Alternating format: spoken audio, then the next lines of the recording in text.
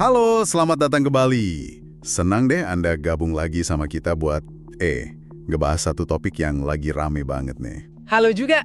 Iya, ini kasus yang lumayan menyita perhatian ya. Banget.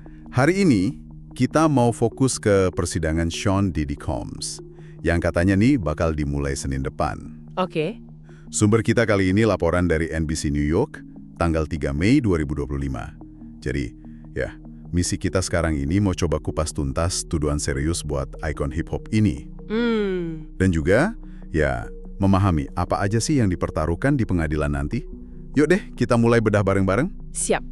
Jadi gini, Combs ini kan kita kenal lah ya, gaya hidupnya mewah, pesta-pestanya wah. Iya, citranya kan gitu. Nah, tapi sekarang dia malah kena tuduhan yang, berat banget. Termasuk dugaan perdagangan seks sama racketeering. Racketeering ya, itu semacam pola kejahatan terorganisir gitu kan, yang berulang. Betul. Jaksa nuduhnya dia pakai popularitas, pakai kekuasaannya selama, lebih dari 2 dekade gitu. Lama juga ya. Ya, buat eksploitasi dan katanya sih sampai nyiksa perempuan. Nah, yang menarik tuh justru gimana kasus ini bisa sampai segininya kan. Awalnya kan dari gugatan hukum mantan pacarnya si Cassie Ventura itu. Oh iya, akhir 2023 itu ya. Betul. Gugatannya itu cepet banget diselesain, damai gitu aja. Agak aneh ya, cepet banget. Iya, tapi cuma selang 4 bulan, tiba-tiba ada penggerebekan gede-gedean dari federal di rumah Combs. Wow. Barang bukti elektronik banyak disita, terus katanya nemu senjata api ilegal juga. Ini nunjukin banget kalau penyelidikannya serius, nggak main-main. Laporan NBC New York ini juga nyebutin beberapa tuduhan spesifik yang terus terang agak ngeri ya dengarnya. Gimana tuh? Ada istilah freak-offs.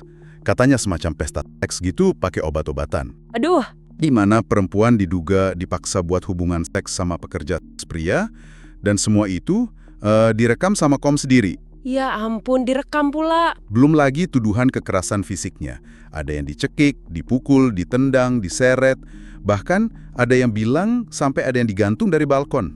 Gila sih, itu tuduhannya berat banget. Berat banget. Tapi tentu aja pihak Combs punya versi lain ya. Pasti, pengacaranya gimana? Pengacaranya bilang kalau jaksa ini kayak mencoba mengkriminalisasi aktivitas seksual yang sebenarnya suka sama suka. Oh, jadi pembelaannya ke arah konsensual gitu ya? Iya. Mereka ngakuin sih, Combs memang bukan orang sempurna. Ada hubungan yang toksik, ada pakai narkoba juga. Oke, ada pengakuan soal itu. Nah, soal freak-offs yang nyebutin Casey itu, pembelaannya bilang itu bagian dari dinamika hubungan mereka aja. Atas dasar suka sama suka juga? Iya, konsensual, jadi itu urusan mereka. Gitu katanya. Mereka juga nyinggung soal pembayaran gede ke Casey. Wah, ini nih. Katanya itu jadi motif dibalik tuduhan-tuduhan lain yang mereka anggap palsu. Jadi uang damai itu malah dianggap pemicu tuduhan lain ya? Menarik strateginya. Tapi nih, ada tapinya.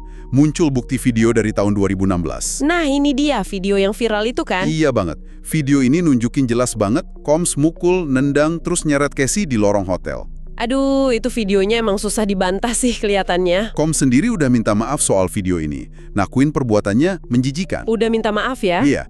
Nah, video ini kayaknya bakal jadi senjata utama jaksa deh nanti di sidang. Kayak pukulan telak buat narasi suka sama suka tadi kan. Betul, betul. Itu bukti visual yang kuat banget dan pertaruhannya ini tinggi banget buat Combs. Maksudnya hukuman? Iya. Kalau sampai terbukti bersalah buat semua tuduhan ini, dia bisa kena hukuman penjara, puluhan tahun. Puluhan tahun ya? Iya. Ditambah lagi, fakta kalau dia sekarang ditahan tanpa jaminan. Kenapa tuh nggak boleh jaminan? Karena dianggap ada resiko dia bisa mengintimidasi saksi. Terus dia juga nolak tawaran pembelaan pas konferensi prasidang kemarin. Oh, nekat juga ya. Iya, ini nunjukin kalau situasinya serius banget. Dia bahkan katanya sampai ngacungin tinju gitu pas keluar ruang sidang, kayak tanda perlawanan. Jelas dia siap fight habis-habisan. Jadi kalau kita dengar semua ini ya, apa sih artinya buat kita, buat Anda yang dengerin? Iya, ini bukan sekedar gosip selebriti biasa kan? Jauh lebih dari itu. Ini nyentuh isu yang lebih dalam, soal gimana kekuasaan itu bisa disalahgunakan. Benar, mengungkap sisi gelap industri hiburan yang mungkin selama ini nggak kelihatan. Dan juga jadi kayak cermin gitu ya. Gimana sistem hukum kita mencoba nangani kasus-kasus kekerasan seksual yang seringkali rumit banget pembuktiannya ya. Iya, kompleksitasnya itu loh. Dan ini mungkin bisa jadi bahan renungan yang menarik juga buat Anda. Nanti, apapun hasil sidangnya ya. Pelajaran apa sih yang sebenarnya bisa kita ambil dari kasus ini? Soal cara kita mandang selebriti, soal akuntabilitas mereka. Tanggung jawab mereka gitu ya. Iya, dan gimana kita sebagai masyarakat nyikapin tuduhan semacam ini, apalagi di zaman sekarang informasi cepat banget nyebarnya. Bener banget. Isu penting itu. Oke deh. Ya, Terima kasih banyak ya udah nyimak pembahasan sumber kali ini bareng kita. sama-sama. Semoga bermanfaat ya. Semoga. Sampai ketemu lagi di penelusuran mendalam berikutnya.